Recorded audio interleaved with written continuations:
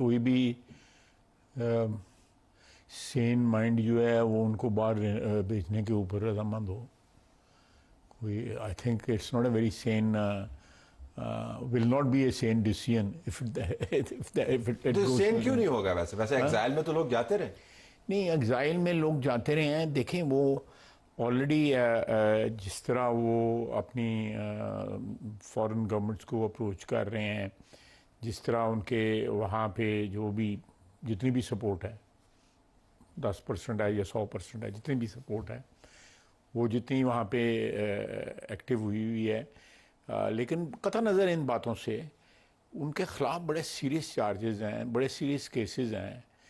Y government will choose دس. کسی level پہ کوئی ڈیبیٹ نہیں, چونکہ آپ وزیر دفاع بھی ہیں اور ظاہر کابینہ کا بڑا اہم یہ ایشو ہے ہی نہیں. نہیں, یہ ایشو جو ہے ان کی طرف سے ٹریگر کیا جا رہا ہے. یہ وش لسٹ ہے ان کی, جو جن کو یہ بتا رہے ہیں کہ ہمیں گورنمنٹ کی طرف سے آفر ہے, یہ وش لسٹ ہے.